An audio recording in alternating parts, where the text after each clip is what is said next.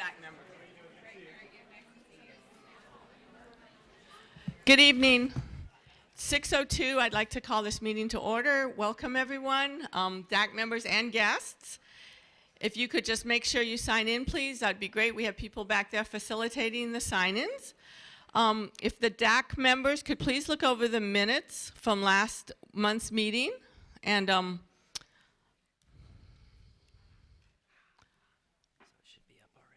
if you have a change, let me know. If not, I'll entertain a motion to accept. So it's in the DAC folder on the board. You have to say your name and school. Okay, I have a motion to accept the minutes. Seconded by Tamika. Any discussion?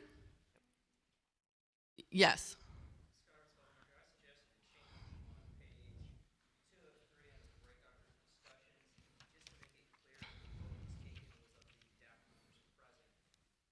Okay. So a change has been suggested on page 2, the top where it says all audience members agreed, to change that to all DAC members agreed.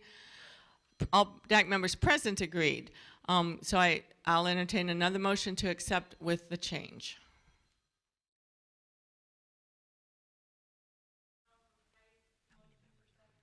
Okay. Seconded.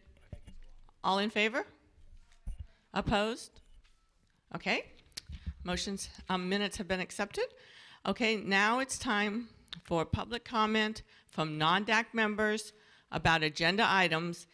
And let me remind you, there is a 3-minute rule to this, and you can come to either lectern to comment.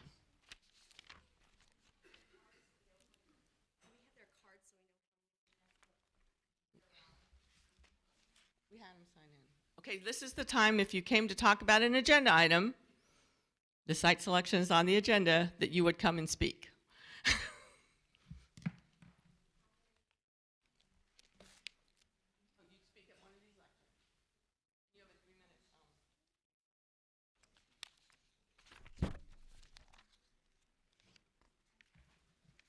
Yes?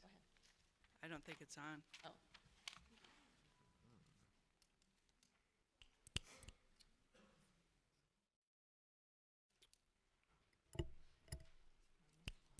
I know that one's on. Well, you can speak at that one. I don't. Do you want me to go? Or the one, and I know the one over, yeah, the one over there I know for sure is working, so I don't know how to turn the mic on. Hello, I'm Ellen Erickson, and I've been a resident of East Lee County for 45 years. I'm not currently affiliated with any SAC committee, but I've served on them since the beginning, back in the 70s, at many different schools. Our kids have gone to school here in Lee County. They've all graduated, and now their kids are going to school in Lee County. I'm urging the DAC members, and therefore the school board members and the superintendent, to select the Gateway site for the next high school. I would like to see the money put in the classroom and not into busing. Alva, grades 5 through 8 right now within 2 miles, has 185 students. Gateway, within 2 miles, 1,825, 10 times the number of students. Alva, within 5 miles of the high school site, has 1,000 middle schoolers who would go into high school. Gateway, 5,555. That's 5 times the number of kids that would not be riding the bus for a very long bus ride. Even with school choice, Gateway can fill a school right away, and Alva would not. The board of Alva Inc. does not speak for me or for many Alva residents when they encourage the high school to be built in Alva.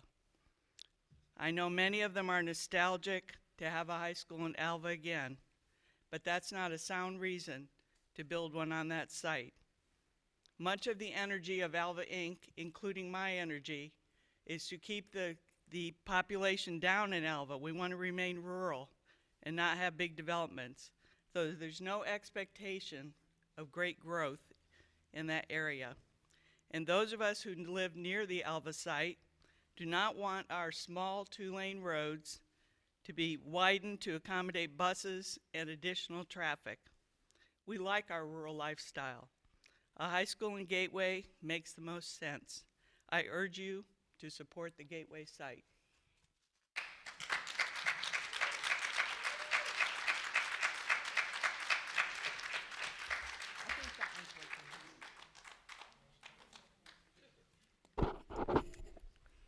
Hello. Hi. My name is Connie Dennis. I live in Alva. We're proposing a high school in Alva that has a strong focus on environmental science paired with agricultural science.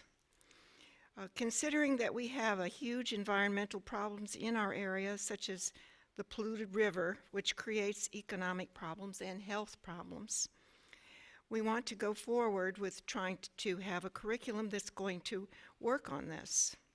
Food insufficiency is a growing problem, and the best way to address this is through education. The curriculum will offer, we hope it will offer, students a pathway to a career. When they complete the curriculum, they will also be better caretakers of the earth, as we should all be.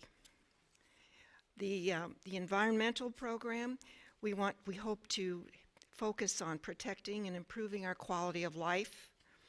And the farming, right now, there's more of an agreement between farmers and environmentalists, and we're all familiar with some of those problems. And so if with this kind of a curriculum, we're hoping that people can work together using science and technology and be prepared for our future. Thank you. That's why we're supporting it.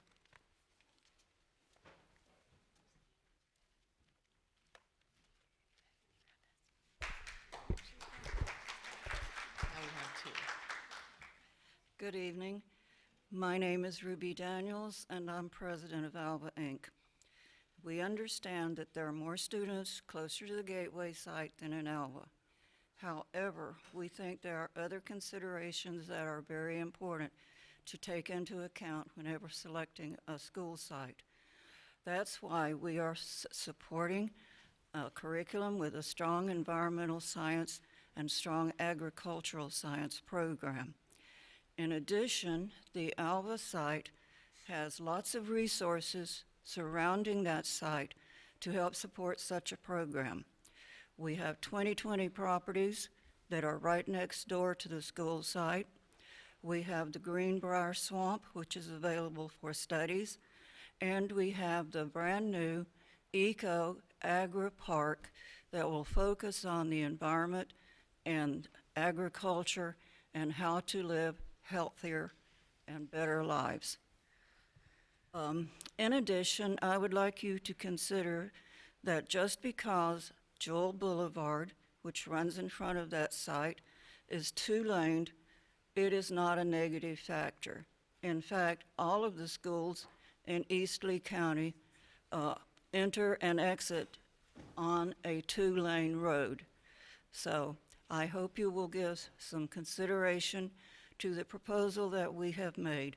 We think it's very timely and very important for our students to understand the environment and agriculture. Thank you.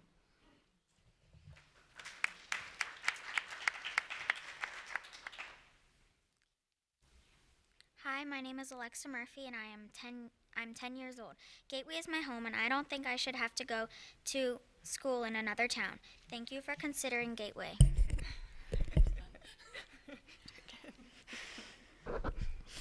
My name is Alexa Murphy, and I'm 10 years old. Gateway is my home, and I don't think I should have to go to school in another town. Thank you for considering Gateway.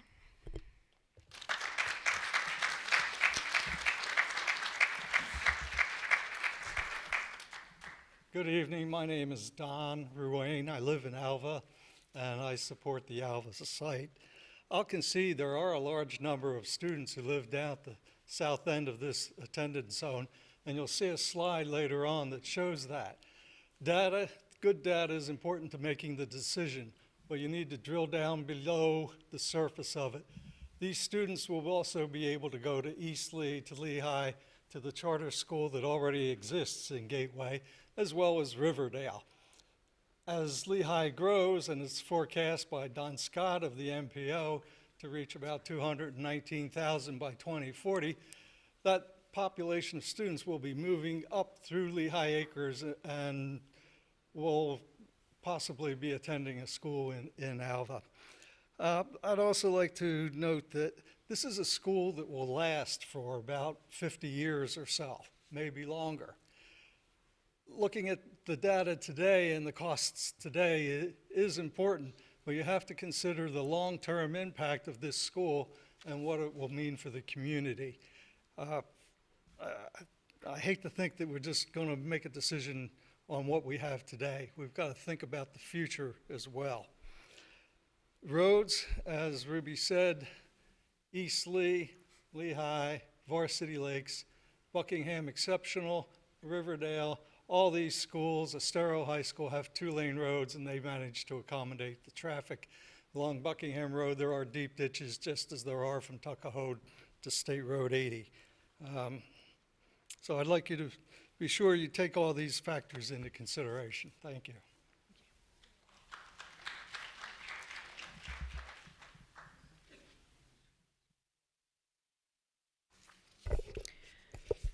My name is Bonnie Davis, and last night I presented signed petitions opposing the planned Gateway High School, and I would like to make the following points to you at this time. The most important issue is safety and well-being of students. No sidewalks on either side of Route 82, none on the east side of Griffin from Magnolia Lakes to 82. The closest street light is 1 block south of Magnolia Lakes entrance. None on Griffin from Little Gem to Route 82. Predators and sexual offenders. The Florida Sexual Offenders and Predators map shows 35 predators within 2 miles of the site, 100 predators within 5 miles, setting up a dangerous atmosphere for our children. Increased traffic. The amount of traffic at Route 82 in Griffin currently is out of control and will only increase even with proposed improvements to Route 82. Traffic from parents, students, teachers, support staff, and buses will create greater bottlenecks that currently exist at 82 in Griffin, 82 in Gateway, Griffin and Gateway and Daniels. 3 deaths have occurred at 82 and Griffin in the past year. I know 2 people who have totaled their vehicles at 82 in Griffin. The speed limit on 82 is currently at 60 miles an hour. Additional bottlenecks will be created by people trying to avoid a school zone. Bright lights. A satellite view of Magnolia Lakes confirms how close the school would be to Magnolia Lakes and Hampton Park. Bright lights would be shining in our windows. Increased noise levels. Sporting events, band practice, and other noise associated with a high school would be a great intrusion to otherwise quiet, peaceful communities. Sounds magnify and carry great distances when bodies of water are nearby. We in Magnolia Lakes and Hampton Park can attest to that fact when we hear loud music coming from north of 82. Wetland and pond issues. We are concerned about the impact that the land improvements will cause to the wetlands and ultimately our Magnolia Lakes pond. Our pond is suffering problems now, and a lot of money will be spent to improve it in the next year. We cannot afford to have the pond negatively impacted by construction. Safety and security of neighboring residents. There is no fence between the school property and the homes in Magnolia Lakes and Hampton Park, making easy access to vandalism, trespassing, and littering in our communities. Currently, the students from Gateway Charter High leave a path of litter from the school to 82 in all directions. We are concerned that students skipping school will end up congregating at the Magnolia Lakes Park for all sorts of dangerous, illegal activity, dangerous to the children of our community and the students themselves, along with a liability for our development, all of which decreases the quality of life and impacts property values in the neighboring communities in Gateway. The news media thinks that... Time is up. Okay. Sorry. Gotta stop right Thank there. you. 3 minutes.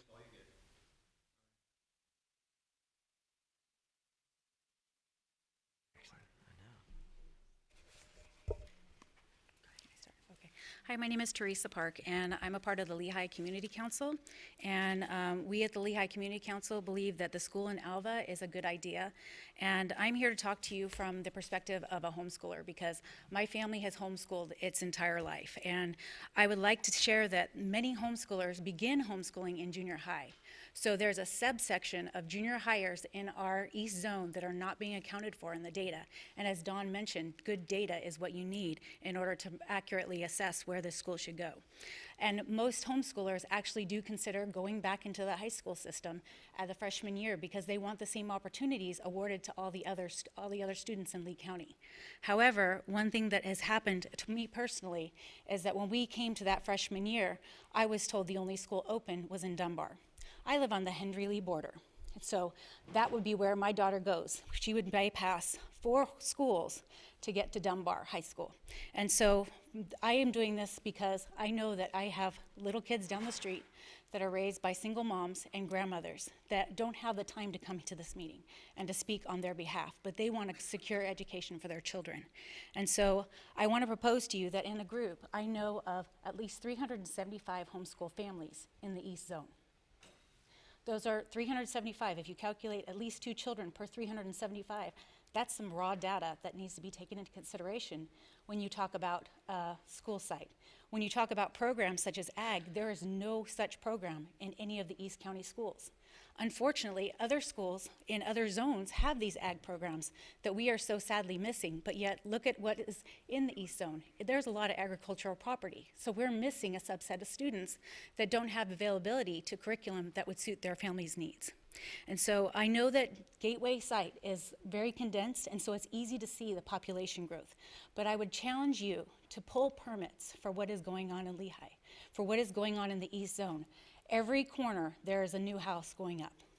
Now, that is quite far spread from like Gateway, where it's right next door to each other.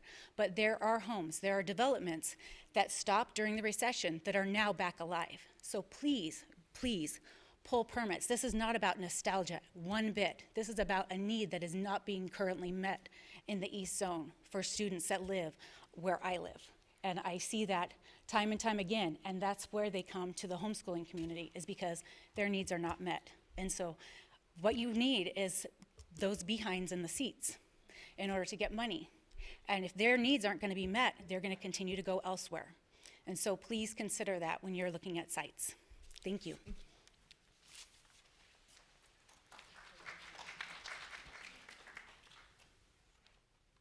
Hello, my name is Nathan Vitter, and I am in 6th grade. If you choose Gateway for the high school, I will be in the first class of 9th graders to attend the school. Gateway is very full of students, and we would love to go to school near my home. Thank you.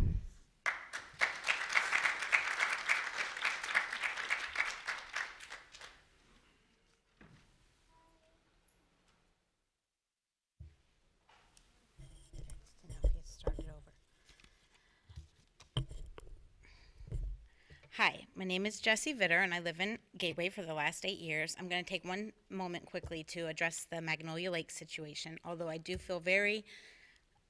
feel for the people who live in Magnolia Lakes. As you all know, the signs up for the school board owning that land were there before the neighborhood was established. So I understand, but you kind of take a gamble if you're going to purchase with the signs there saying it's the site of a possible school. As far as the sidewalk, I do know they do have an east side sidewalk already in front of Gateway Elementary. The Gateway Services District has voted, I'm sure you maybe have heard, in full favor of supporting the high school, and I'm guaranteeing they'll extend it all the way to 82. I don't think that would be any problem at all to have that done. As far as predators, this is a high school we're talking about. I'm much more concerned with my child's safety driving about 30 or 45 minutes in the morning at 7 in the morning when they're a new teen driver, or myself driving them there, than I'm concerned about my teenager being affected by a predator. Maybe if we were talking about an elementary and kids just walking. Now, I did real quick some census stuff at home. The government census shows in 2000, Alva had 2,177 residents, and in 2010, 2,596. In 10 years, they gained 419 residents. In the year 2000, Gateway had 2,943 residents, and in 2010, Gateway, I'm talking only Gateway, it's specified this is Gateway only, that gated neighborhood only, had 8,401. In our 10 years, we gained 5,458 residents. There's homes going up by the dozen in Gateway and surrounding areas still, so I think the projected growth is there. You already know the numbers of students we currently have. I'd like to talk a moment about Buckingham Road, 1 lane each way. I'm not an engineer, but I drive it, and it does not appear it has the room for widening. I have screenshot after screenshot of my friends who live in Buckingham talking about the wrecks on Buckingham, people going in ditch, and people cutting around buses. So I've been saving those up. If you were to put the school at Gateway, not only would you not add to that traffic, which if it goes to Alva, you're going to severely add to that traffic because everyone from Treeline and Gateway are now also trying to funnel up Buckingham Road, but you're going to alleviate their traffic because you won't have the fight for everyone in our area to go to Riverdale. If you build in Alva, everyone's going to still want to go to Riverdale, and we're going to still have that tug of war going on. So as far as that road, 82 has already been approved to be widened by the Department of Transportation. They're saying now they're going to move up the date. That's the latest news. It should be done before. That includes a stoplight at 82 and Griffin, so that's all taken care of. Everybody gets their chance to pull out at the intersection. I would like to talk about the environmental programs at the Alva School. I think that sounds wonderful. I truly do. I think it sounds really neat, and I think that maybe if in years to come Alva has really developed, it'd be a very cool thing. I just don't think it's the right timing, and I think people should also keep in mind that each student has their own interests and their own preferences. Some want to do ROTC and military, some want to do only sports, some want to do IT, technology. Everybody's not going to want to be a part of the environmental studies program. Thank you.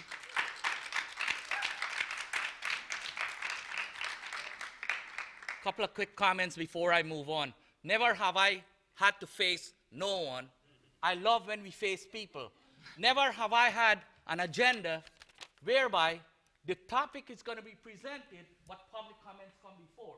My name is Mohammed Yassin. I'm from Lehigh Acres. I'm also part of Lehigh Acres Community Council. When I keep hearing that you're talking about the Alva site, it's an Alva site, but it includes all of Lehigh.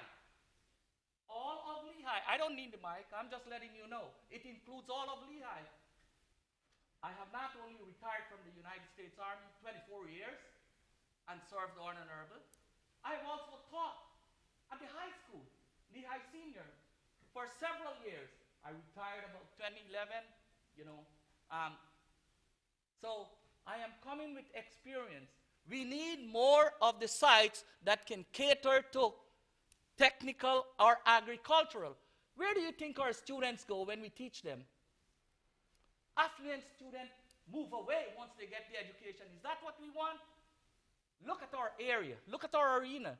We have agriculture thing. Yes, we have one of the school, East High School, that teaches sewing and something else. But this is a perfect site to choose, the Alva site. You have two state roads, 80 and State Road 82. If you go in the mornings and you look at what State Road 82 looks like going towards Fort Myers, I invite you to come out one morning. You won't be able to move.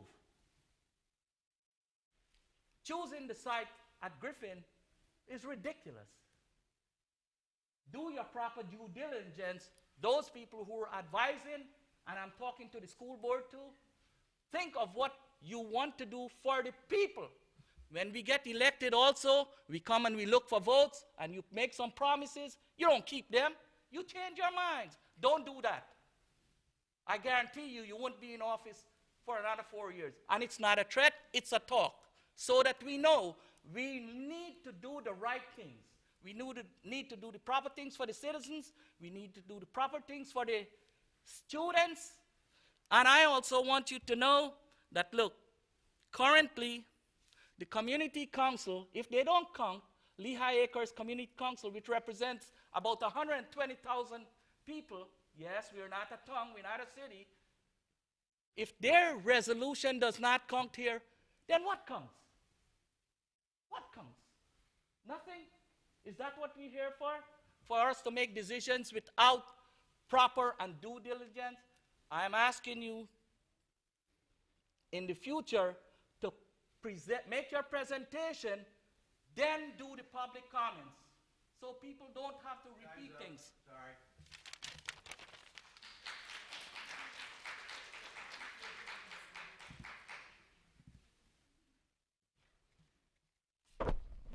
Hi everyone, my name is Brandy Glusky and I am a resident of Gateway. I have two young boys who would definitely be of age to attend what should be the future Gateway High School.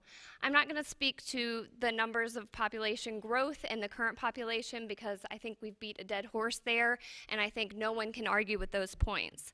Just a few things on the traffic. I know there's some talk about Hampton Park and Gateway having issues. Hampton Park actually has more than one entrance and there is an entrance that is not on the school side, so I think those residents really have another option there. I looked up today, if anyone's interested, SR82, SR82-Lee-to-Shawnee.com will give you all of the updates on the State Road 82 extension from Colonial or Lee Boulevard to Shawnee Road.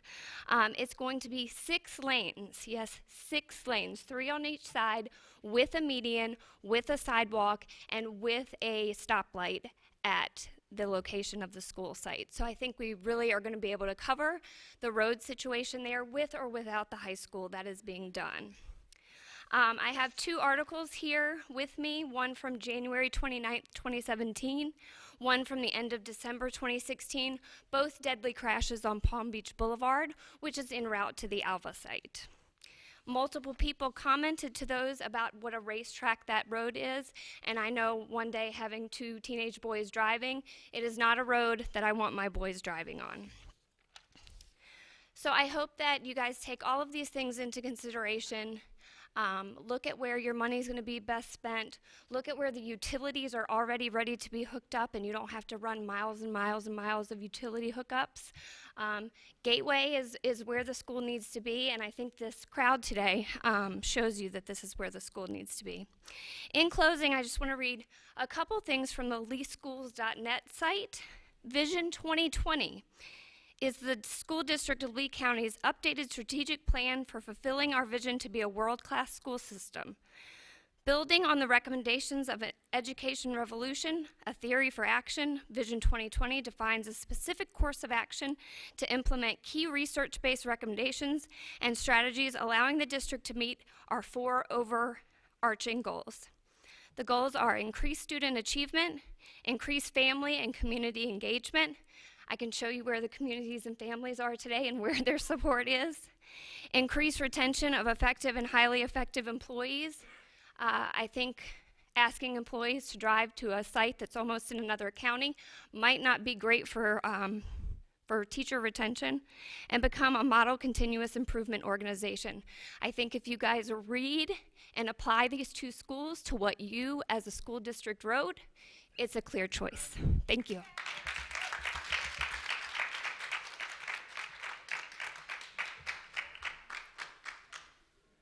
Hello, Matt Price. I have a little interesting perspective. I'm a developer. I developed a lot of land in the Gateway community, and I've also own 2 houses, just sold one in Magnolia Lakes. I've heard some of the comments about Magnolia Lakes and the property values. I don't necessarily disagree, and being a broker, I hope to have a little bit more knowledge in that. You know, the property values could or could not be affected. It's very hard to say. I will say that what really does affect the home values is a drop in a real estate market, and I can tell you the house that we own in Magnolia Lakes probably dropped $100,000 more than anyone else's house is going to drop here. So to look at the home values of Magnolia Lakes, I think, is a silly thing because it's very hard to predict. I think you can make a strong case that home values will stay stabilized as more families that have kids want to live near a high school and walk to school. So as for traffic, I've heard traffic arguments from residents in Gateway about buildings we've developed, Gardner buildings being some of them, where the traffic is going to be outrageous. We can't build that here. And as of right now, you know, Gardner and their company and some of the buildings that we build out there employ most of the people in Gateway, or a lot of the people in Gateway, which has helped the community. So I believe you develop this school, they're going to figure out the traffic, people are going to get used to the traffic, and everything will play out. So you know, as a developer's mind, I hear the growth in Alva, I see the growth in Alva. All these people seem like very nice people, and I just don't think it's there. I've seen this before. I've seen it coming. We all know what happened when the real estate market burst. I don't think it's going to happen now. You don't have as many investors, but it's certainly hot right now. I think there's probably going to be a dip coming eventually soon. And whenever that happens, there's a flight to quality. And flight to quality typically means that people move west. It just is what it is. It happened the last time. So to me, the population projections may not be there at the time the school is there. To me, Alva's 10 years out of having a high school. It just to guessing that would work. But as of right now, in my opinion, there's no other place to put the school but Gateway. It's pretty simple, and this is what I do for a living. So, thank you.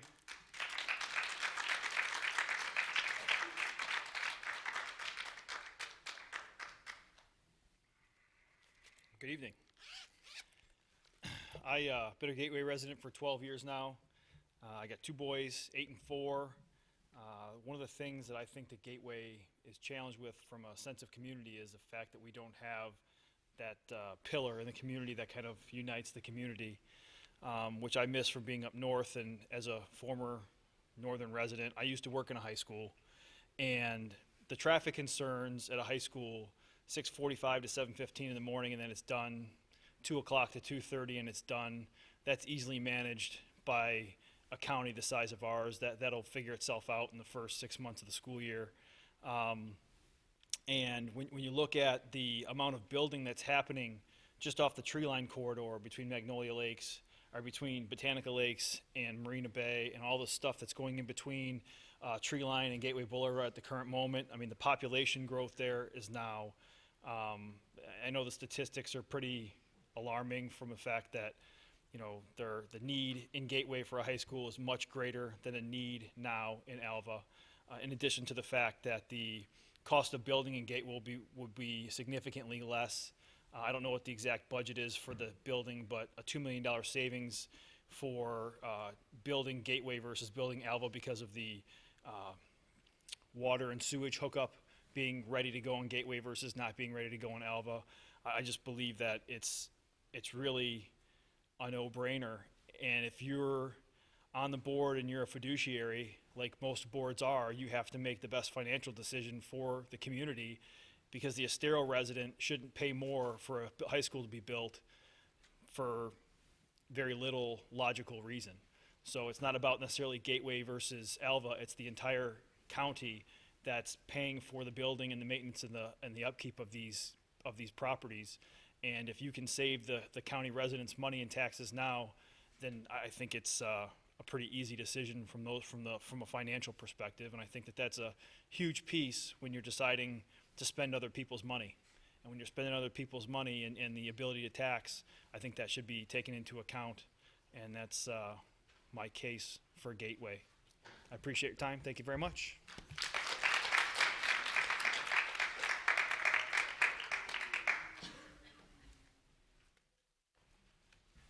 Hi there. I'm Shannon Murphy. I've been a resident of Gateway for the past 10 years. I have two kids, 10 and 4, who would benefit from the high school in my area. But it's not just about me. It's not just about each one of these people individually who have spoken. It's about the community. And I think each community, both Alva and Gateway, feel very strongly that the high school should be in their area for the reasons that they've listed. Most of my reasons I wrote down, everybody's already spoken about. But, you know, it's great that so many people are so concerned about our kids and about the community, the communities, both of them.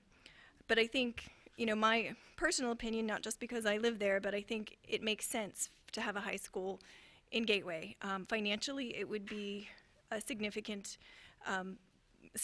less cost to build the high school in Gateway. The busing cost would be significantly less.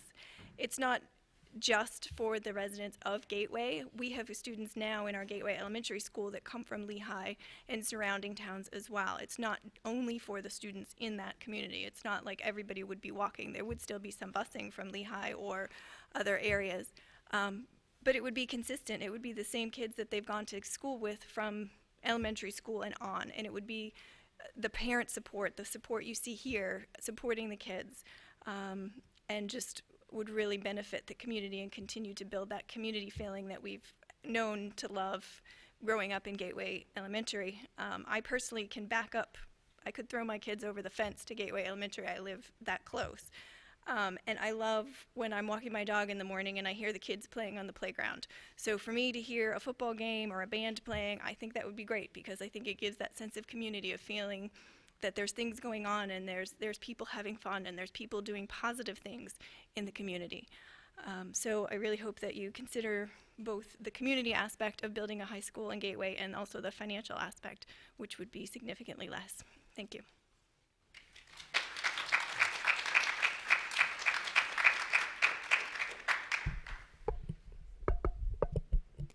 Hello, my name's Alexa Root. I am 11 years old and I am in 5th grade and I go to Gateway Elementary School. I really think that it would be an awesome idea to put a Gateway High School in our community, because I know that there are other high schools out there, but a Gateway High School that would be much closer and at least in the 5-mile range for most Gateway students would be such an amazing idea, to just be able to go there and most likely get into that school. And when you think about it, not every single kid is going to want to drive 30 miles or 20 miles out to Riverdale High School. So I hope you take my speaking into consideration, and yeah.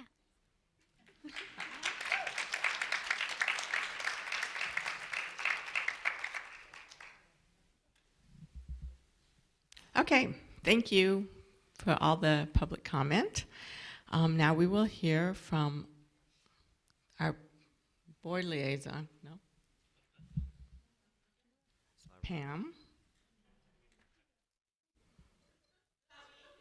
No. Pam. You have to be at the mic.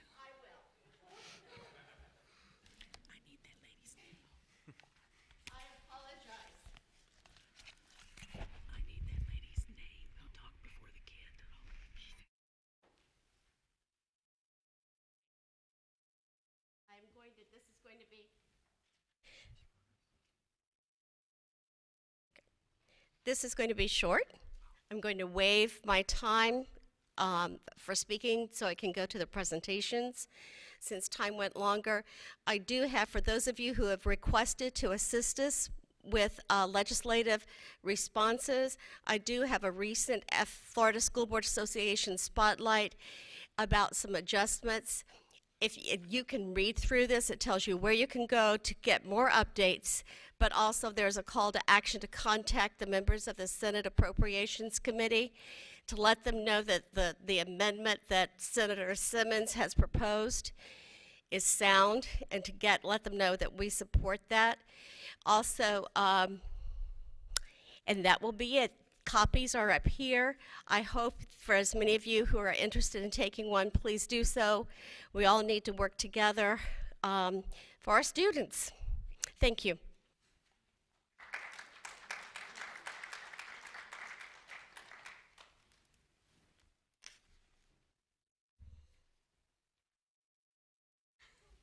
Okay, due to time constraints, Soretta, we will not hear from Soretta Ralph, the Chief Academic Officer, tonight. So now we will hear about from the high school Triple M Site Selection Committee, Gregory Blurton, Don Huff, and Mark Moore. Good evening, everybody. Thank you very much for taking time out of everybody's busy schedule to be with us tonight, to share your stories, to give your input on both sides. The passion, not only just for one side or the other, but just for the education of our children is very apparent. And so we very much appreciate you taking the time and getting up here and letting us know. I'm Greg Blurton, by the way, Director of Planning Growth Capacity for the school district. To my left, Mark Moore, I'm the Executive Director of Operational Planning and Project Management. and to my right,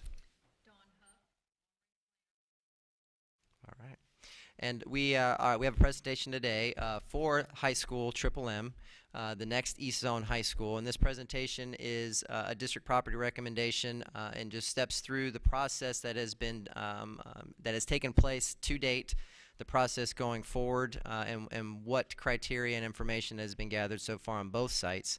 And due to time, we will step through the presentation. A lot of you have seen this already as it was presented last week.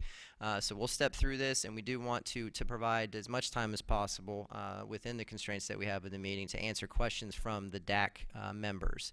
So with that, we'll go ahead and get started. And the presentation is up here on both screens above you, above us. So why the East Zone? Why do we need a high school in the East Zone? Why not the South? Why not the West? Well, the district in general through all of Lee County is growing very fast. The South Zone is growing very fast, and our newest high school, Bonita Springs High School, will be underway here shortly and will be slated to open here within the next year or so. The next high school is in the East Zone, and as you can see on this chart here, just based on utilization rates in high schools, our measure is 95% utilization. And every high school in the East Zone, in each of the subzones, is over capacity. And based on these rates, we needed a high school in the East Zone to open this year. But we also need money to build these high schools. So that's always our challenge going forward. And we're thankful that we are able to build a school in the East Zone. Even with this, as you can see, all the high schools in the East Zone right now, from Lehigh Senior to Riverdale, all of the high schools in East Lee County, they are at capacity, and in some over capacity. So we need a high school in the East Zone. And even when we build Triple M, that utilization rate initially will go down to about 88%. But with our growth rates and what we're forecasting, we're going to need another high school in the East Zone within 7 to 10 years. So the East Zone is growing incredibly quickly. So just to catch everybody up on our timeline to date, we started this process back in November 2016 up through February 2017. The school district's construction advisory committee had several meetings and beginning to craft and discuss the site selection process, the criteria, the weighting factors that will be used to rate each site, and then scheduling visits out to each site, which happened. As you see, March 1st, the construction advisory committee went out and visited the Gateway site. The next day, on March 2nd, we visited the Alva site. And then on April 5th, at the Construction Advisory Committee meeting, our monthly meeting, the site selection matrices were collected. Each of the members within that committee finalized their site selection criteria. We collected that information, and the planning department tabulated all of those criteria, and we have a summary of that here just a little bit later in the presentation. So that's where we've been and our timeline going forward, and I'll turn that over to Mark. Thank you, Mr. Blurton. Last Tuesday, April 11th, we brought this same presentation to our Equity and Diversity Advisory Committee. They presented the information that you're hearing tonight. They made a recommendation based on what they heard. There were 10 members that voted. They voted 6-4 for the site that's located on Alva. At that same time, they also selected 3 members, and I know it says 2 here, but we elected 3 members to serve as representatives on the district's site selection committee, and we'll get to the point where they come into play now. I will tell you that this process, I'm very happy and impressed with the fact that it opens up our selection process to the community, to our advisory committees such as SAC, such as EDAC, such as Construction Advisory Committee. So the district is doing their due diligence and listening to residents as well as people and members of our DAC. On April 19th, which is this evening, we're presenting to the District Advisory Committee. Tonight, the members will make a vote to recommend one of the 2 sites, and you will also select 6 members to sit on the District Site Selection Committee. That District Site Selection Committee will convene on May 4th, possibly right here in this boardroom, to hear all of the input, to hear all of the recommendations that were made by the advisory committees. We will share additional information when it becomes available to us. We get lots of input via email. We get lots of input via our board members. That will be all shared with them. So they will get a very comprehensive view of everything that's being presented in regards to these 2 sites. At that meeting, they will come to consensus and make a recommendation for our superintendent, Dr. Atkins, to bring to our board members. And we plan on briefing our board members on May 16th. And I forgot to mention that each of these meetings are public meetings that are advertised. The public is welcome, just like this evening, to come out and share their input and their comments on either of these sites. During that briefing, we will be presenting to the board much of the same information that you heard tonight, as well as the recommendations of each of our advisory committees. On June 6th, we plan to bring a recommendation forward to the board to vote on. So at that point, they would have heard all of the information that we have gathered, all of the due diligence that the school district has done on both of these sites to make their decision. And we're looking for a July 2020 district move-in. And that's when that high school on either site will open. So the site selection matrix process that the Construction Advisory Committee had gone through consisted of elements grouped into three major categories, and you see them listed here: social and land use factors. So what are social and land use factors? Those are factors such as the size of the site. So each site that we have, both Alva and Gateway, is the size conducive for a high school? In this case, yes, they both were. Proximity to population, current roads, expansion capabilities. So each site for the social and land use factors was evaluated by the committee. Construction cost factors, an important point here, we're not talking about the cost to build the school. Not the cost to build the school. It is the cost to prepare the site to get it ready for a school. And that's a question that we get a lot. Well, you know, it may cost, you know, much more to build in one place or the other to actually build the school. This is solely for getting the site ready to build a school. And then operations and maintenance cost factors as well. And there's even factors such as sun variance and which elevation or which way the potential school would face to help energy costs and things of that nature. So all these different factors were considered during this process. And then each of those elements is assigned a weight factor, and so the weight factor is, you know, to the committee members, which of these different criteria, which has more weight than the others. And then once you pull all that together, it's evaluated according to the established criteria and ranked on a 5-point scale, 0 to 4, 0, 1, 2, 3, 4. And just to continue on with Mr. Blurton's comments there, the Construction Advisory Committee are the groups that looked at that matrix and performed that work for the district, and that's an advisory committee appointed by the board. And we're going to step you through each of the properties and some of the advantages and disadvantages that have been collected during our presentations. I'll start with property 1, which is located at the Gateway site. It's on Griffin Drive. It is 55.68 acres, which is suitable enough for a high school, a full-blown comprehensive high school with all the amenities we all know and enjoy on a high school site. We'll go through the advantages first. With the advantages on the Gateway property, most of the due diligence is completed on that site. There are utilities readily available, and Mr. Blurton mentioned about site development costs. Some of that is wrapped into what utilities are present and what it would cost to bring them to the school. There's environmental program acreage. We understand that the environment is very important to Southwest Florida, and the school district is committed to bringing that type of education to our students. And we understand that this property, although it's smaller than the next that Mr. Blurton will speak of, it has plenty of room to develop outdoor classroom space, similar to what we have planned at Bonita Springs High School. There are multiple egress and ingress. That's a very important factor that we look at. The safe movement of vehicles on and off the campus, not just drivers, but also buses, walkers as well. We understand that some sites will have more walkers than others. If you understand our student assignment plan, students that live within 2 miles are walkers. They're not provided transportation, and that's advantageous for the school district. Large student population within 2 miles and 5 miles. Again, in our student assignment plan, students that live within 2 miles of a school enjoy an advantage in the lottery to be assigned to that school. There's a weighting factor in the lottery. Again, I mentioned that the acreage is more than adequate. And one of the things that we've been asked by board members as well as Dr. Atkins is, if we build these schools, can we expand them into the future?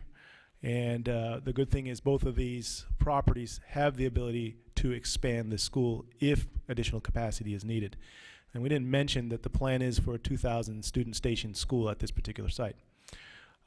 State Route 82, I know, is something that a lot of people, especially in the East Zone, are following. We do understand that there's a lot of traffic on that road. We've been very involved and very closely watching the county's development of that road and their plans and their schedule and their scope. So that's something that we've considered when looking at both of these sites.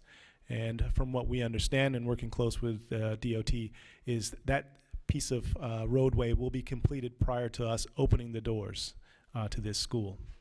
Now let's go over to the disadvantages. And some of these disadvantages are true for both sites.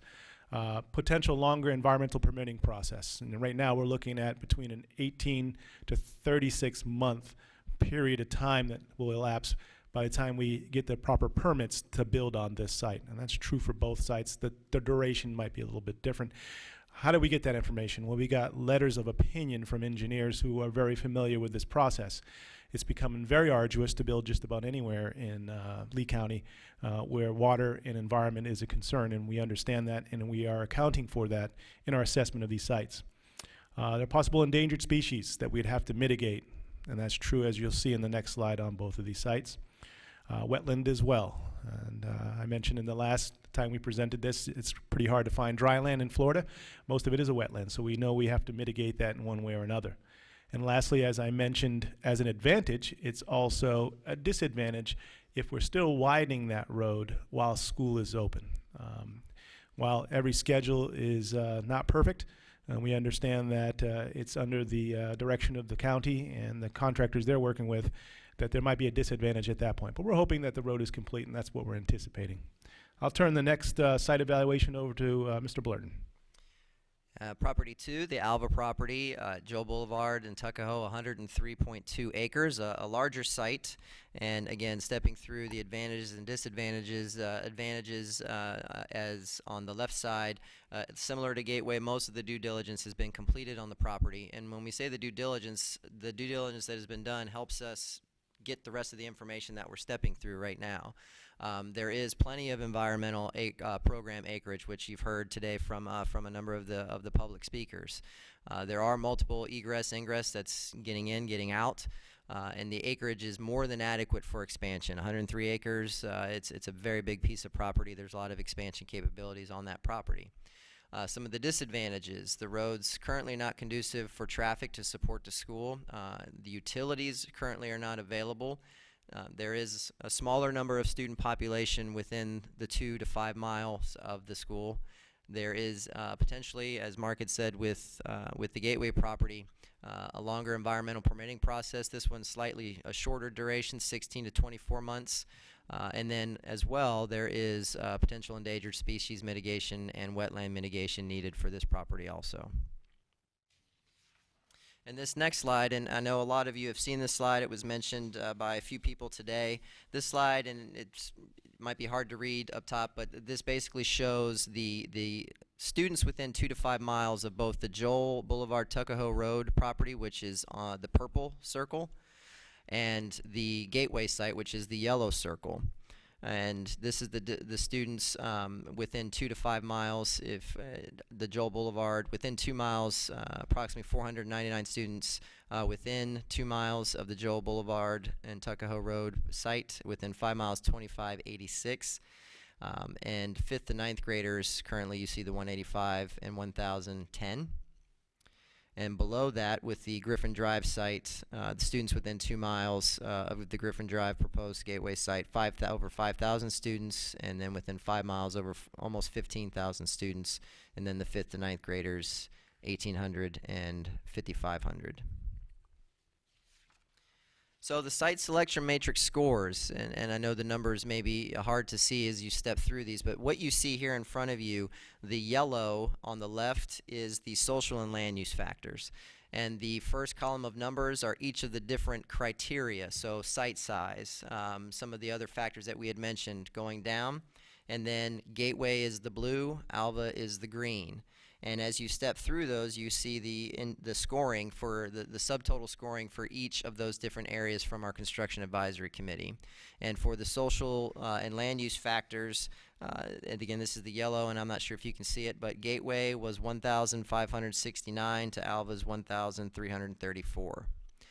The pink in the middle is construction cost factors, and again, going down the different set criteria, Gateway being blue, Alva green, subtotals there from a construction cost factor, again, just to develop the site. Gateway 1,324 points to Alva's 871. And then from a maintenance operation cost factors, which is the right, Gateway 144 to Alva 138. And then the grand total, so all three of those added together, Gateway 3,037 points to Alva's 2,343, these being the site selection matrix scores from our Construction Advisory Committee. And Mr. Blorton, I think it's important to point out that this is the summary, the collective numbers for all of the CAC members. There were 11 members who assessed this site using this matrix, and all but one had their score sheet in favor of Gateway.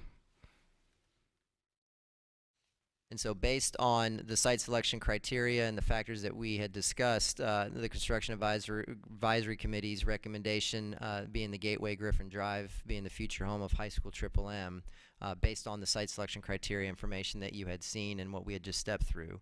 That's pretty much the end of our presentation, and we did want to open it available to questions to our DAC committee members. So if anyone on our DAC committee has questions, Mark, Dawn, and I are available to answer.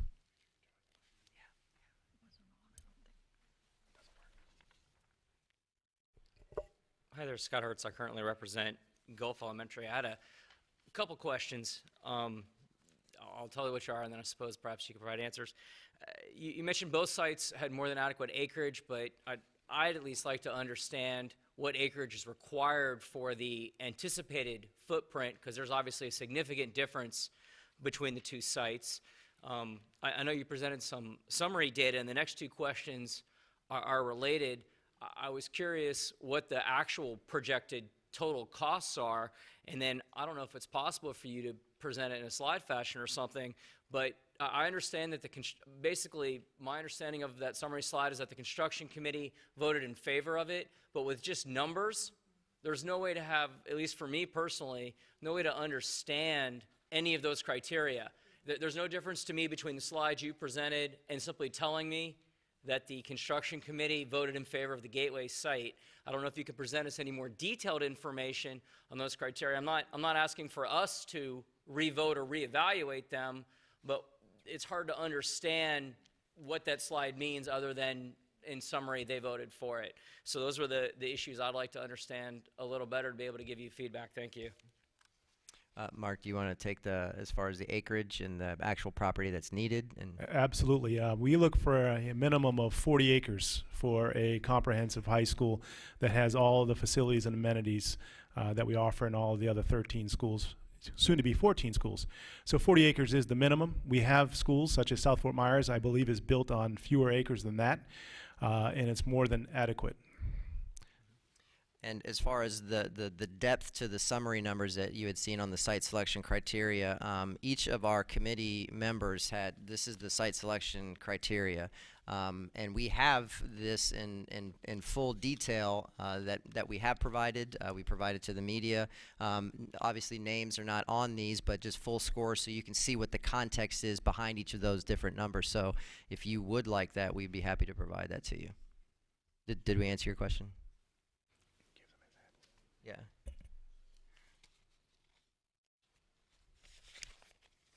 I guess to some degree, because I guess I should have followed up then with, on each site, how much of that space is usable. It's noted that there's environmental concerns and some mitigation. So you could have a 55-acre site with 50 acres available and a 102-acre site with 45 acres available.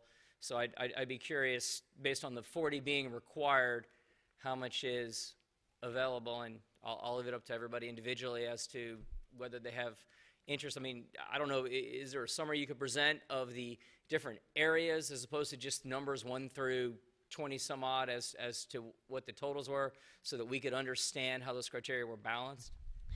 I'll take the question in regards to water mitigation. I'm not an engineer, and I would be hesitant to suggest how much acreage on each of these sites would be needed to actually mitigate water. I'm typically looking at what happens at most of our sites. I'm thinking about Bonita Springs High School. Of course, there's going to be mitigation needs. Even with mitigation needs, like for instance on South Fort Myers High's campus, there's still some room. And I'm not talking about massive additions onto these things. When you start looking programmatically and adding 1,000 more students onto a 2,000 student station school with 3,000 students, I don't think that's something the district wants to move towards. I was thinking more on the lines of a 300 to 400 student station addition onto a school, which would not take tens to 20s of acres. So very small additions, basically classrooms that we could improve or increase the student station count. Again, I would be hesitant to say that it takes 10 acres of water mitigation on either of these sites, leaving over 5 acres for future development. That's something I believe that we can probably get some estimates on from our engineers, but that's some stuff that we usually typically do when we have earmarked a property and do an assessment.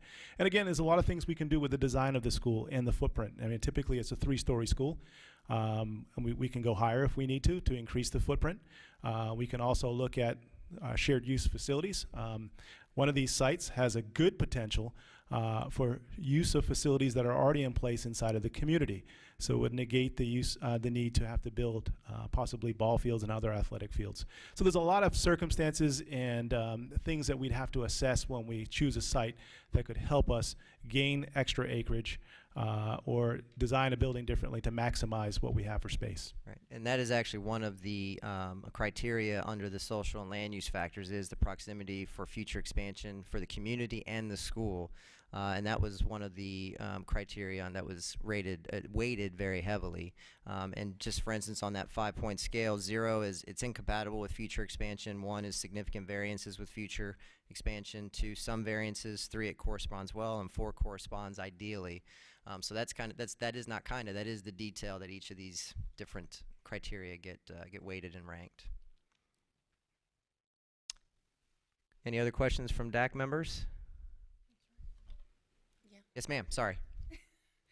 My name is Joan Down, and I'm from South Fort Myers High School. While you're on the matrix idea, I also had that question as well. My biggest concern with matrices are that every criteria is weighted the same weight.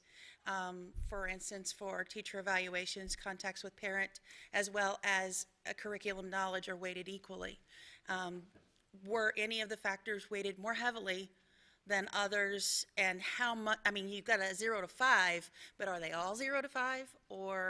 And you've only got 2 factors in the construction, where you've got multiple factors in the other 2. So it seems like the construction doesn't weight as heavily. The construction had quite a few. It was the maintenance and operations side. That one, yes. That one is not weighted anywhere near as heavily as, of course, the other 2 sections, simply because there were fewer questions, if every factor is 0 to 5. Also, I don't remember hearing what the high school focus was going to be. Was it going to be an arts, an IB, an academy like Bonita and South are? I just don't remember if I had heard that or not. I also have not heard from anyone any discussion about the charter high school that already exists out there, right? In your calculations of total number of possible students, did that include the student population that already attends the charter high school, or is that just every human body that's between this age and that age? Also, the Alva site has lots of extra room. I've heard some discussion about using the extra land site for the teacher dorms, housing. And okay, one more. What were the possible endangered species? I can answer the possible endangered species. There were a few on both. There were a number on both sites. This is based off of our consultants' report coming back to us. But possible species involvement were panthers, caracaras, wood storks, gopher tortoises, bonneted bats, and big cypress fox squirrels on Gateway. And the Alva also had panthers, caracaras, scrub jays, wood storks, gopher tortoises, bonneted bats, big cypress fox squirrels. All potential possible species mitigation. Okay. And then do you have like the comment about the weighted matrices? Each of the members of the construction advisory committee, the weights were they were not all 5s, all 4s. They were varying. I will tell you the ones that did get weighed the most: student population, expansion capabilities, the size of the site, is it conducive for both schools, and both schools, ranked very favorably in that perspective. So it wasn't a situation where it was firewall 5s and everything was important. There were definite transportation, getting in, getting out, current, future growth of the community, surrounding the community, is it conducive to the community? All of these different criteria were But weighted you didn't differently. take any one factor and multiply it. Sorry. I don't get any of the answers to the other questions?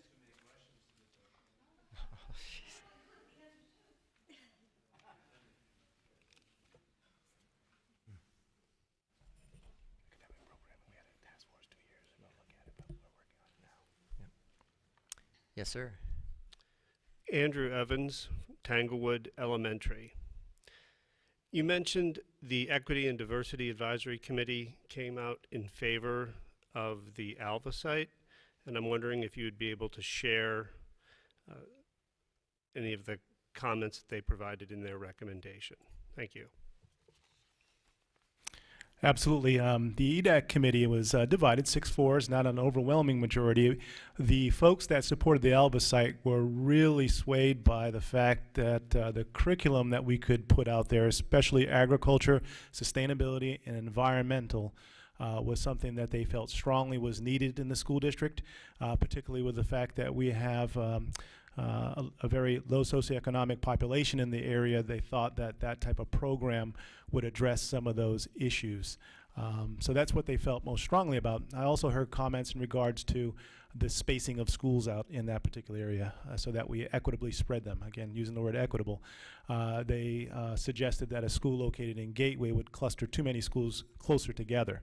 And those are the feedbacks that we got back from them. Again, it was 6-4. And we'll have the opportunity to hear from 3 of those members when we move to the next exercise in the District Site Selection Committee, because they will be represented there. Hello. Hi, my name is Heather Robbins. I'm representing River Hall Elementary. He actually took my question, but I have a follow-up question to that. So I'm just going to say real quick, for the Equity and Diversity Advisory Council, the 3 members, were 2 of them for Alva and 1 for Gateway? I have no clue. Okay. I don't know. I was not there present when they voted, and I'm not sure which one is representing on the Site Selection Committee, so I can't answer that.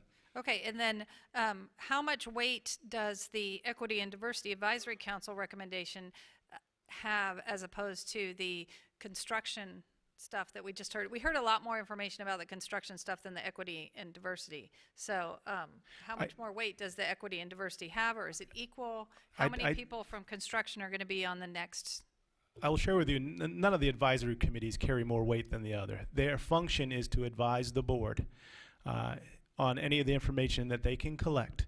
So we don't put a weight on EDAC stronger than CAC or stronger than DAC. That's not our purpose in the process. Our purpose is to make sure that we give objective data to advisory committees so they could collectively come up with a consensus and a recommendation based on their assessment of the information that's been presented, so they can present it to the school board. So us as staff don't weight them at all. Now I will tell you that they're all different purviews of these 2 properties. Obviously, the Construction Advisory Committee had a very objective lens on this thing with criteria and weighting. EDAC didn't have that same criteria. They heard the presentation, they heard community input, and they came to consensus on what they thought was the best site. So every committee that we brought this to has a different process in place. Again, I just will reiterate that for board members, we're not weighting any of this. This is basically community input, advisory committee input, as well as staff input. So it's all things for us to consider. Okay, so just my final comment is that it really does feel, since the construction part is so much more objective with scoring and stuff, it feels like that has more weight, and it would be more helpful to have more of the information that the Equity and Diversity Council kind of put into their thought process behind it. So maybe for future things, we could have a couple slides on that too, because it felt like that part of the presentation went very quickly, and it was actually, at first, I thought we were talking about the same thing. So, Thank you. I appreciate that suggestion. comment. Thank you. Hi, Hi. Amelia Cepeda, Pine Woods Elementary. I work at FGCU, and some of you in this room were here when FGCU was being built and were aware of all the challenges that existed there, and I'm seeing that some of the same challenges exist with both of these sites. But one site has 53 some odd acres. We don't know how much is usable or how much we'll have to use for water mitigation. The other one has over 100. And what I will say is the land that was taken up at FGCU for water mitigation and wetlands preservation and those sorts of things has hemmed us in terms of the progress that we can now make in terms of expansion. I understand it's a different animal and we're talking about different numbers, but the reality is we've been trying to build a road and a rec center for years, and the Army Corps of Engineers has still held us up. At what point in this process do we know how much acreage is usable? How much has to be taken for water mitigation? Because you might end up below that 40 acres. And have we already paid architects to do renderings? How much money has already been spent on the preparation for construction that we then might have to pull back on because we don't have enough usable land? So that's my question.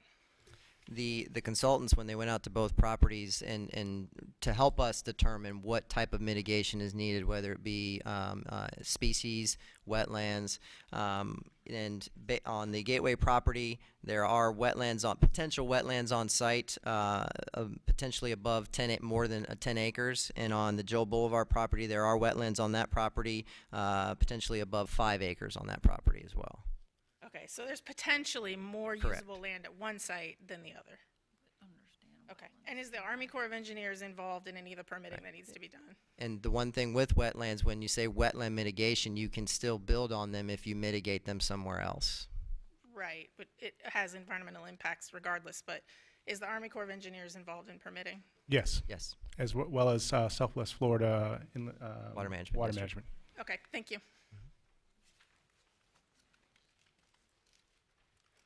Hi, my name is Lexa Donnelly, and I represent Harns Marsh Elementary in Lehigh. I have two questions.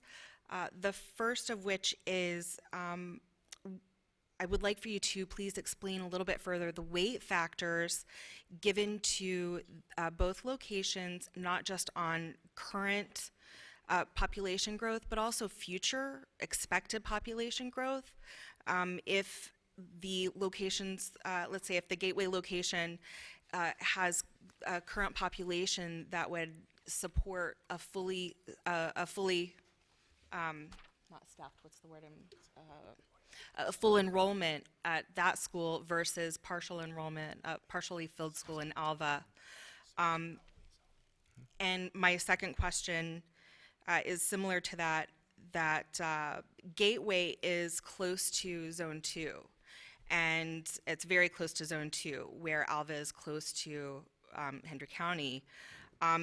What weight was given to the possibility of students coming from Zone 2, particularly the communities on the east side of I-75, like Colonial Country Club, Botanical Lakes, et cetera? There are some large communities, even the Forum. What was the weight given to the amount of students expected to go to a potential Gateway school versus the potential Alva school? So as far as the weight factors for in all of the different criteria from future expansion, each of the committee members provided the weights for each of the for the social land use factors, future expansion, student population, the potential construction cost to prepare the site, and all of the different factors. So the weight factors for each of those, the committee members provided each of those into the detail that we can provide you so you can see what each of those are. I don't have those in front of me. And as far as where the potential high school sites are located as it relates to student assignment and the zones that we have, you know, and that ultimately will, you know, when the schools, whether it be Gateway and Subzone 2 is able to draw students from pretty much the whole east zone, whereas East Zone 3 with the Alva property would be able to draw from E2 and E3. So so I think that's the question you're asking is where would it draw from? It would be drawing from all of the East Zone. Gateway would be drawing from the East E2 and E3 in the Alva site. Oh, I'm sorry. Thank you. Thank you so much. Thank you. I have two real quick questions. One of them is a question and a suggestion. It would be very beneficial, I think, for the site selection committee to have copies of the construction advisory packets. So that's just Absolutely. a suggestion. I think it would be helpful for them, and I hope that that will be available to them.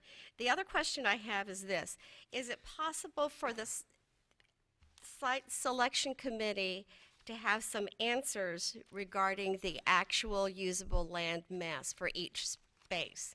I understand that that's a whole big process, and I know that's a long process. But is there a way that we are able to provide through engineers, whoever, that could possibly give them a better idea of what we would actually be able to work with? We can certainly work with the engineering firm that has provided us this input.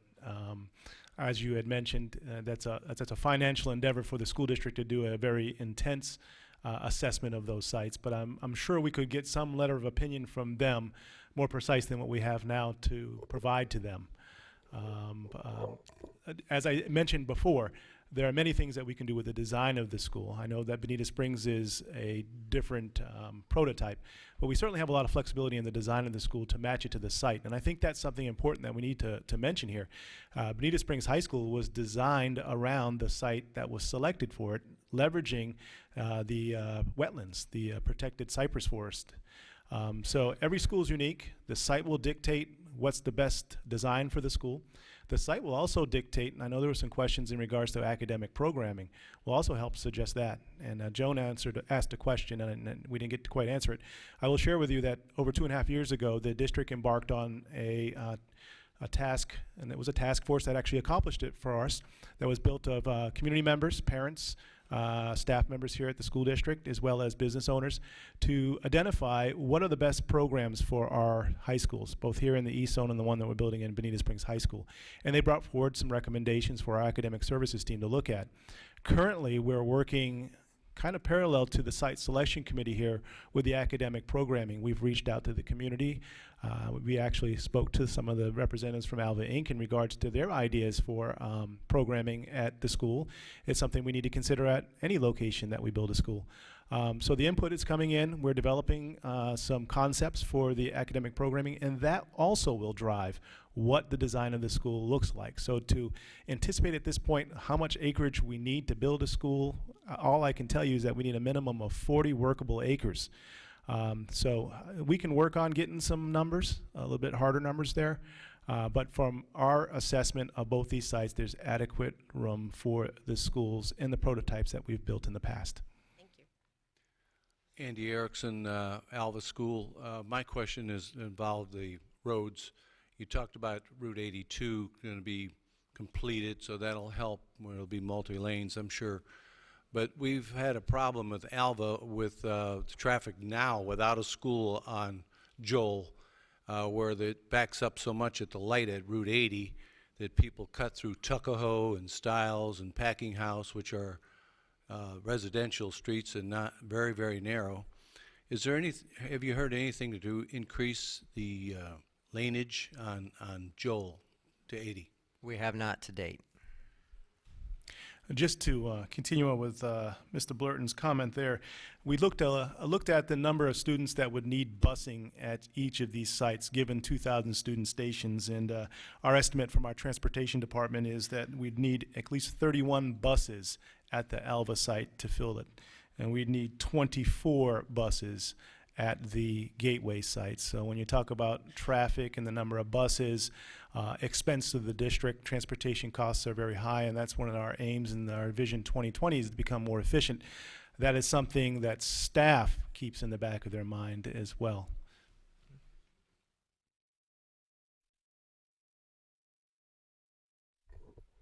Saido Sal, and I represent Mariner Middle School. I have two simple questions. There have been a lot of technicality and stuff that I understand more or less. My first question is, why only those places? And my second question is, I look at the map, seeing other high schools around each zone. Are those schools taken in consideration while counting the amount of students that are going to this place or the other one? Because I don't see, I hear something that some people from Gateway goes to Riverdale, which is closer to Alva. So I don't really understand that part. That's it, simple questions. So the first question you asked is why these two properties. The district owns properties throughout Lee County, and in the east zone, these were the two pieces of property that were the most conducive to build a high school right now. We also have acreage in another part in the eastern part of the county, but as staff, as we started looking at the different properties and looking at where student population is, and then trying to narrow it down to come to two different properties, these were the two that the district owned that we did not have to go out and purchase land to do like we did with Bonita Springs High School. So this was district-owned property, and these were the two best pieces of property to vet and go through this process to build Triple M. And then as far as the population and where it will be in relation to other high schools, that's where where we look at where our student population is, where and in our department and Dawn being our long-range planner and looking at forecasting and where growth is going and where population is going in each of our different, not just east, west, and south zones, but in each of the different subzones as well. Where the student population is. That's why we provided the graph and the chart of where our student population will be when we were proposing this high school opens. Where are our students going to come from, and where would they be eligible to go to one of these schools depending upon the zone they live in, the way that our plan for student assignment and school choice is right now. I understand, but and the map shows me, I don't know, that Gateway have more other high school closest than Alva. So I was thinking they have a bigger number of students, but they have more, even a charter school inside the Gateway zone. So another is Lehigh High School or something like that. So that was my question. I don't know. All the high schools in the east zone are over capacity. All of them are over capacity. So, and our group, we have two people on our planning department. That's what they do every single day is try and manage capacity in all of our schools. We have new students moving in every day. We have students moving from one zone to the next. And in each open enrollment cycle, like we just went through open enrollment, the east zone is by far our biggest challenge in trying to manage capacity. We just don't have any in the east zone. Thank you. Thank you.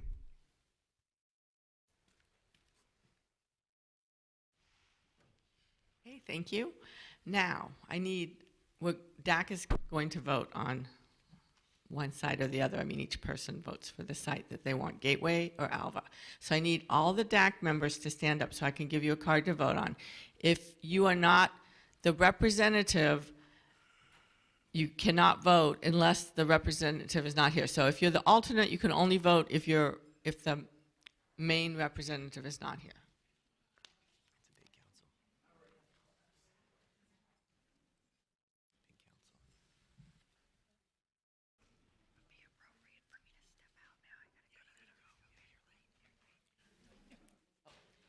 And please make sure you put your name and the school, or your vote will not count.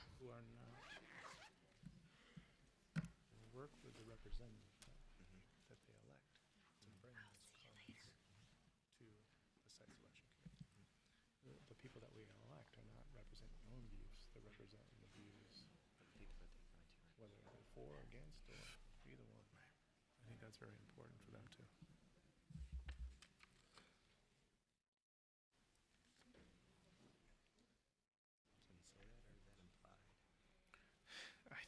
I think we might want to reinforce the fact that when you're elected to represent this committee, one of the things that you have to keep in mind is you're not representing your own views, you're representing the views of the entire committee and all of the diversity of thought there. Your responsibility is to bring that to that committee. So although some people here might not be comfortable with voting, I think their opportunity is to share that with their representative member.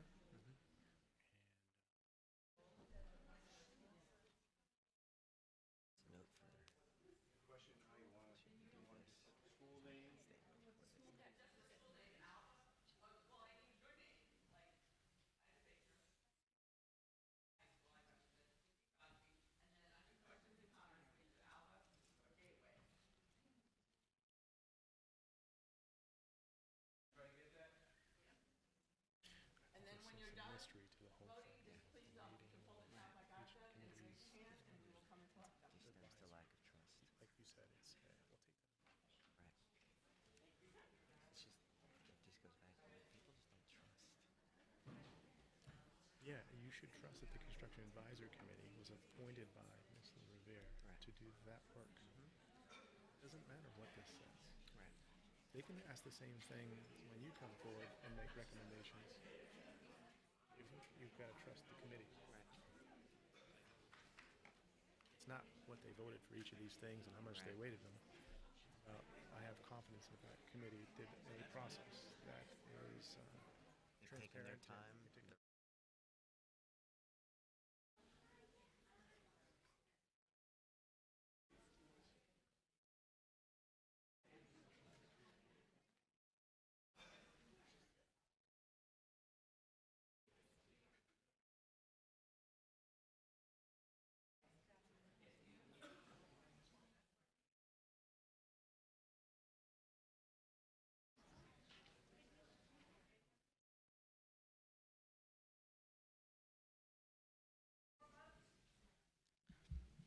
Any more votes?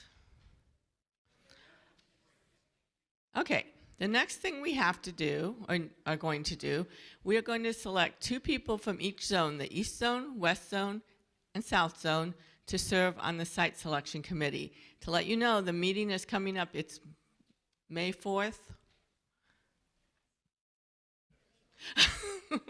So, it has to be DAC members. So, let's start with West Zone. Anyone from the West Zone care to be on the Site Selection Committee? We have one. And what school are you? Okay. The zone that you are, yes, you have to be a West Zone person. You have to be in the West Zone. And, okay, and then we have Cape High School. So we have 3, so we only need 2. So we're going to have to vote on, so if you 3 could come up here. Sorry to do this. I've been through it myself. Oh, your name. Okay, so, yes. Yeah, you're West. Okay, so the 3 people that want to be in the West are stand. And then say your names again, please, so Mary knows them.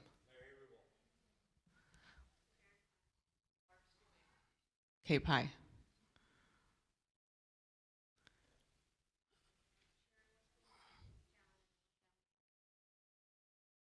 Okay, so do any of you want to say anything about why you want to be on this committee before we vote? Okay, come up to them. Here, just come to this mic and talk. So you're facing everyone. The 3 of you should probably come up here because we're going to have to vote. Okay.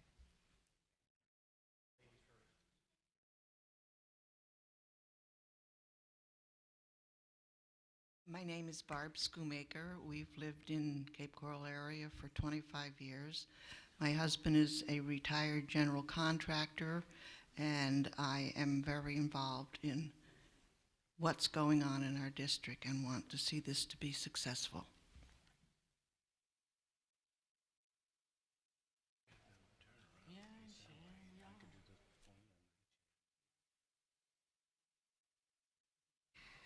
Good evening. I'm Sharon Clem. We've lived in Lee County for 13 years, been in construction for 22 years. I feel that it is very important that we build these schools in the correct areas, what's going to benefit the students and also the taxpayers. And I think that we need to have some accountability on that. Thank you.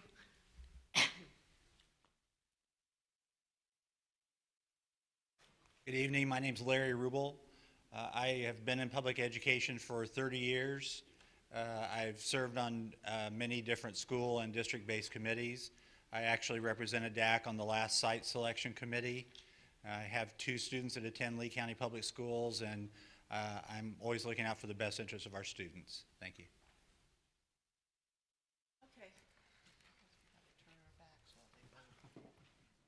If you three could just stand up front here, face me, and we'll vote. This is such a parliamentary thing. No, I've been through this, so it's fine. So Andy's going to appoint rest of the DAC members. Only DAC members can vote. I'm going to trust you guys. So he'll appoint, yes. Well, whoever gets the most will be the one winner. Whoever gets the second most will be the next winner, and whoever gets the least will be the not winner. One vote. Yes. Oh gosh, who's counting? Tamika, can you help me count?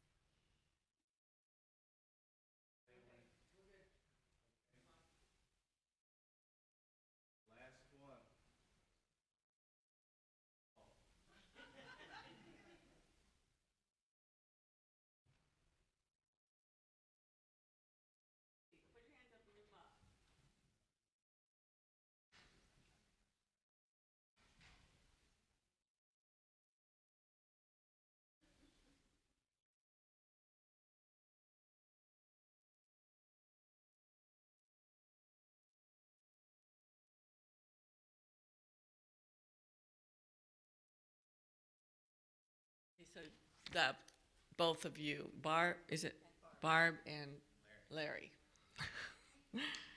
Okay, now let's go to the South Zone. Would anyone from the South Zone like to serve? All right, come on up. If there's more than 2, you guys got to come up, say something about yourselves, and we have to vote.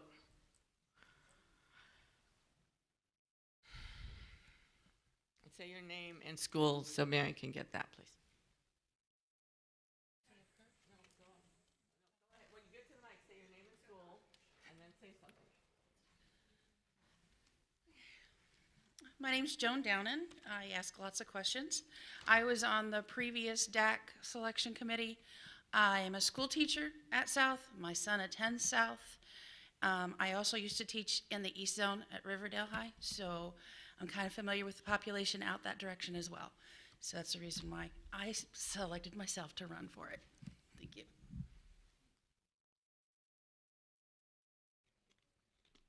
Hi, Amelia Cepeda, Pine Woods Elementary. I have been involved in the construction of numerous housing buildings. I have worked in higher education housing for almost 20 years. I also served as a high school English teacher for 3 years in an Everglades Restoration Magnet program in Broward County. And I'm very, very vested in the interest of education, particularly high school education in Lee County. my son will eventually be a high school student here in Lee County. And so those are the things that I feel would guide me in helping this committee make a decision. Thanks.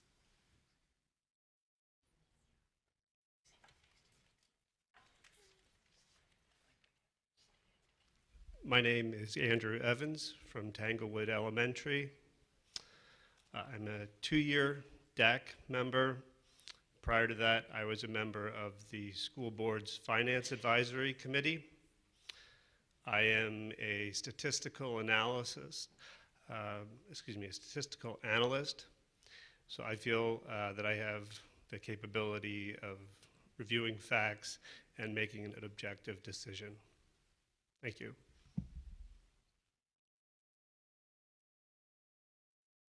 All right, why don't you go ahead and stand more farther back?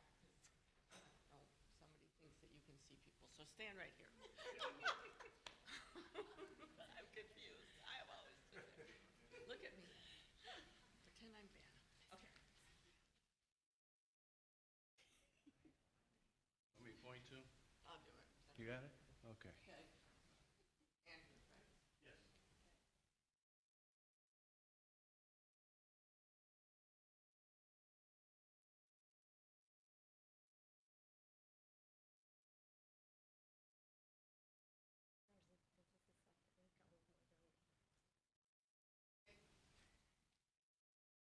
Joan.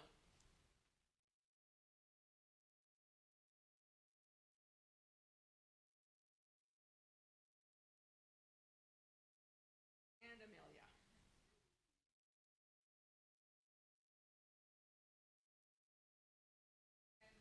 Yeah, leave your hands up a little while. We have to count.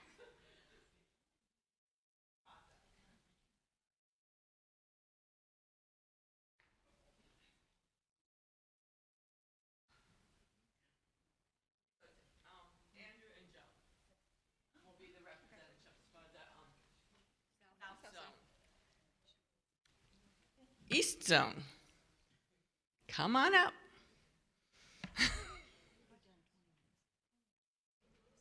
No, there's more than two.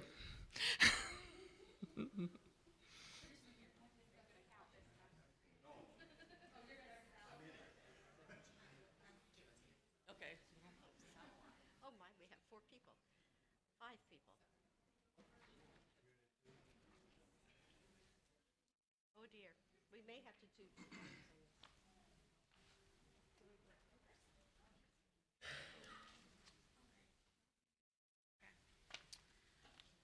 Good evening. My name is Tamika Woods. I am an educator at East Lee County High School.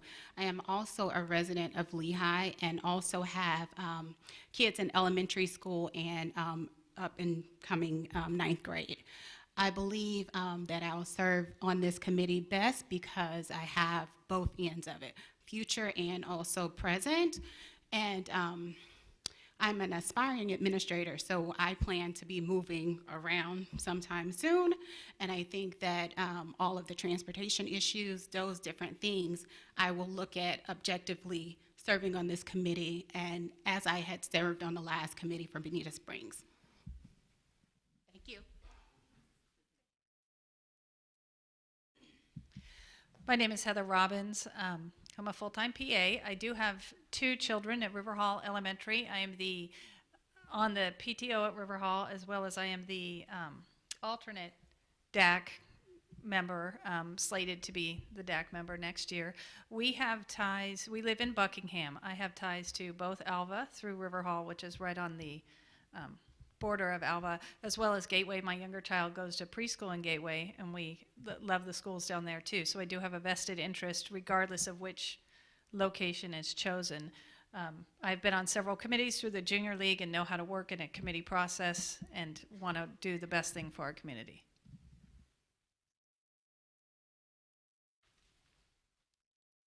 Good evening. My name is Cedric Hall. I'm an attorney here. I represent Gateway Elementary. I have twin girls at the elementary level. I taught school at the East Zone at Lehigh Senior High School for 6 years. I actually served on the former district superintendent search committee years back, and I look forward to being your committee member today. Thank you.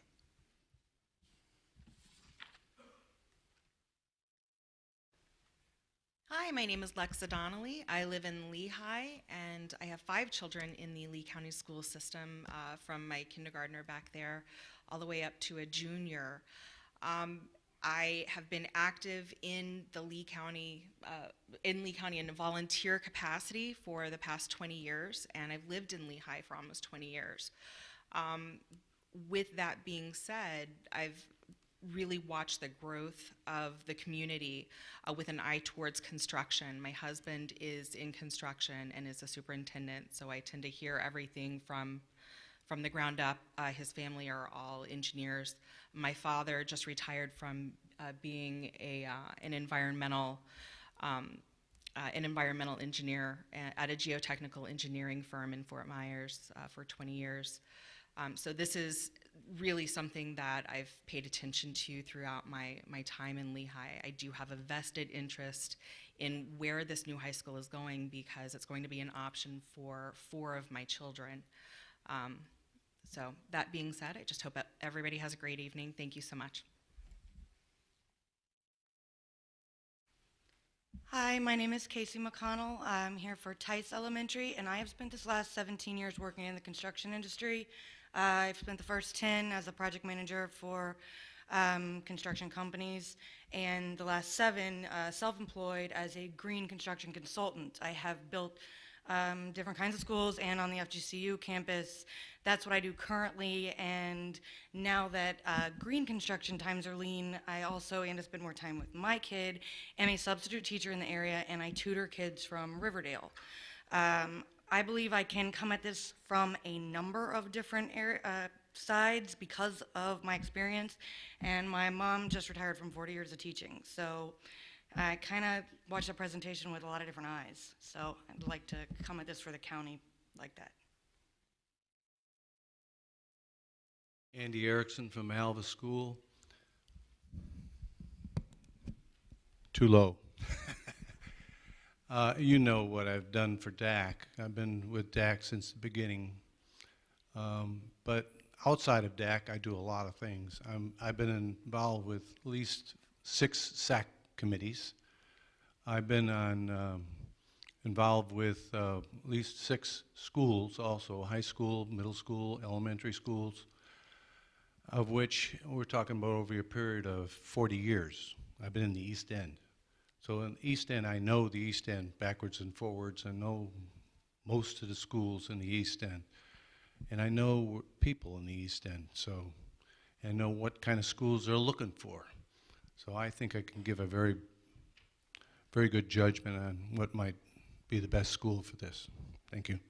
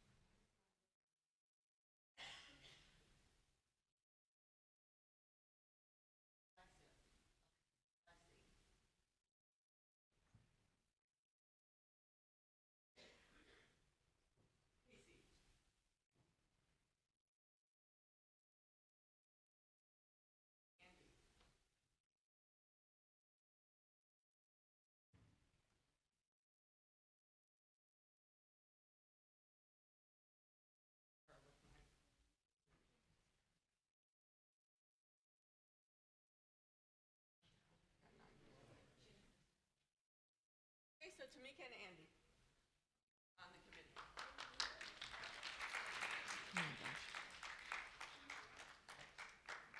lost my agenda. Now we are going to hear from the curriculum committee. I mean, the curriculum, whatever they are. Curriculum staff, sorry. Melissa, Heather, Brandy, those two I know. I left my agenda somewhere else. Melissa will introduce the other two members.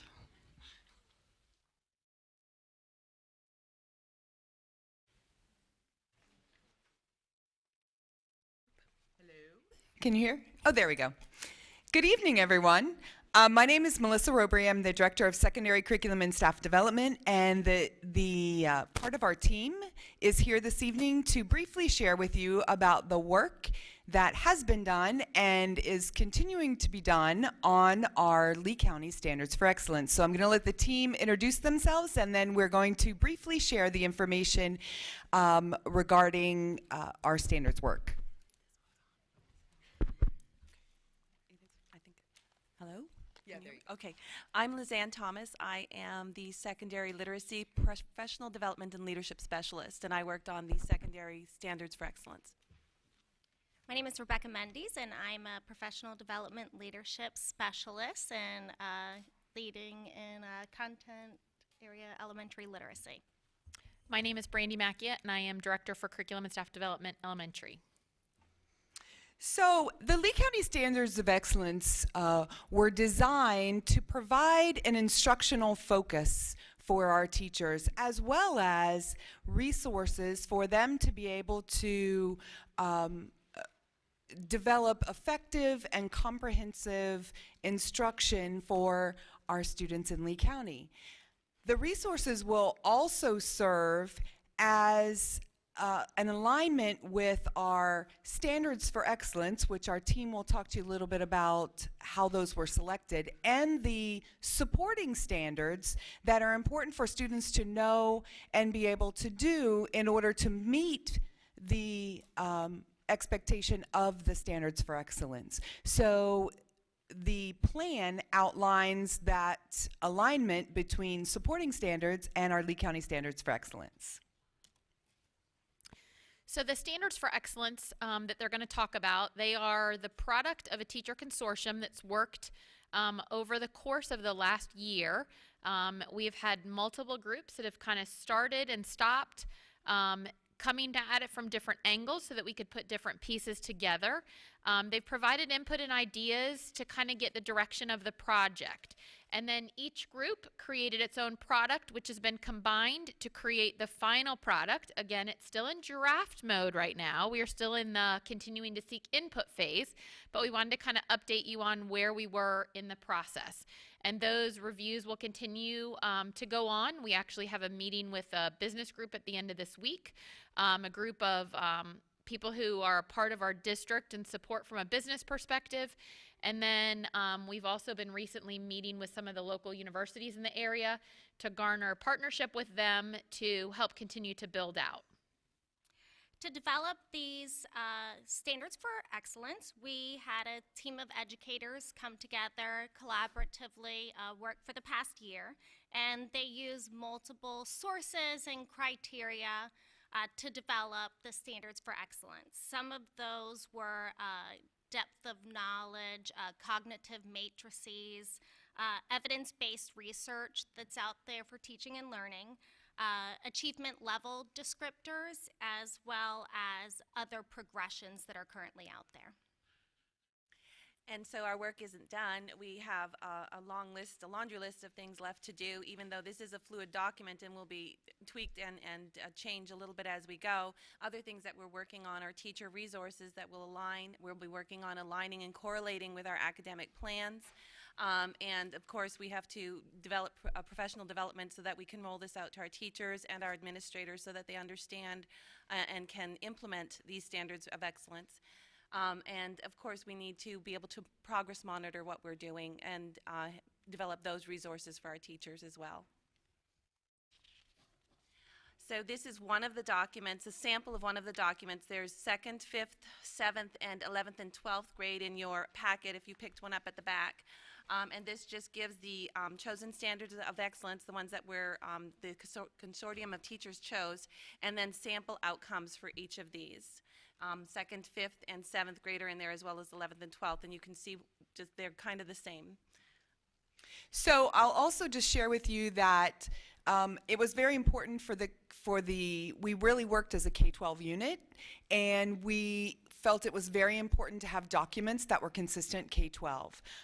As we've continued to work on science standards for excellence, as well as math standards for excellence, those are in process as well, and the documents are consistent throughout regarding the format. So we will have a consistent format K-12 among all of our subject areas. Who's clicking? Keep clicking. So in your packet, you'll see the different grade levels. I also want to share that the sample outcomes that are on the right-hand side are simply there to help parents maybe that aren't educators, or it's kind of a layman's version of what are the skills that are needed in order to master the particular standard for excellence that's on the left-hand side. And so we've also provided supporting standards. We've given a few examples that are in your packet. You'll see that the standard for excellence is highlighted in yellow, but then there's also a scaffold sequence of instruction and learning that includes supporting standards as a means to get to that standard for excellence. So we have grade 2, grade 5, grade 7, and then we've also provided a sample of grades 11, 12.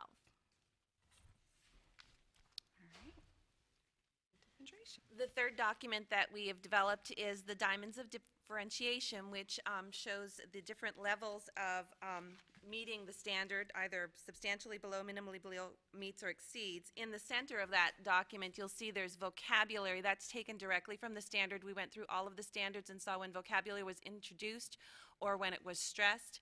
And then the learning targets are the skills that the student needs to be able to master or to meet that standard.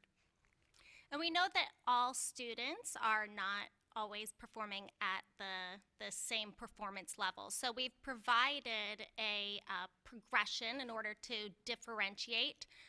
You'll notice that there's a meets, in which that is the standard for excellence.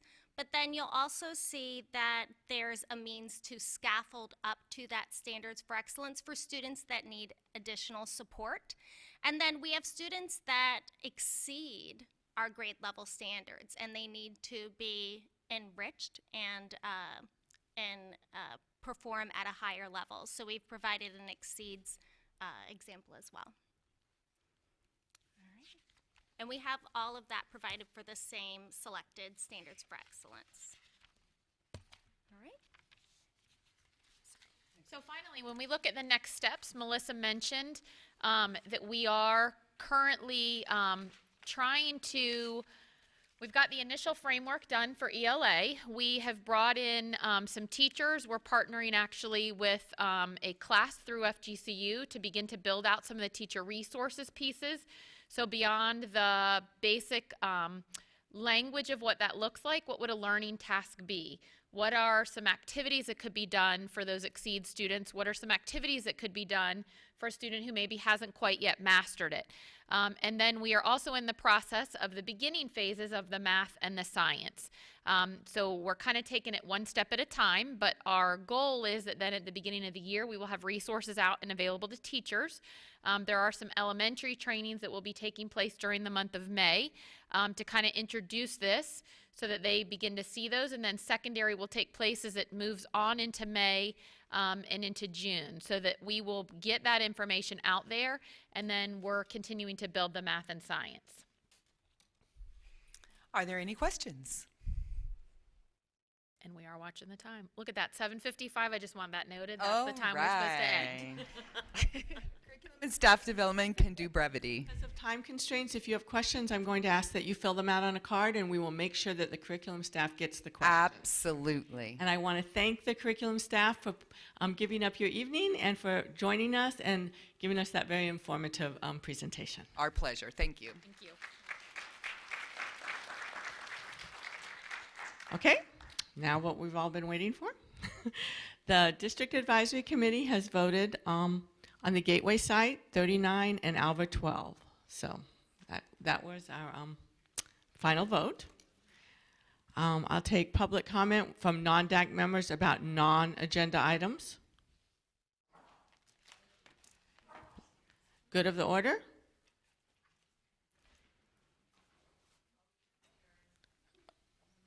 From who? Barb, she make a motion to adjourn. Seconded by? Okay, Amy from Lehigh Elementary. All in favor? Opposed? See you next month.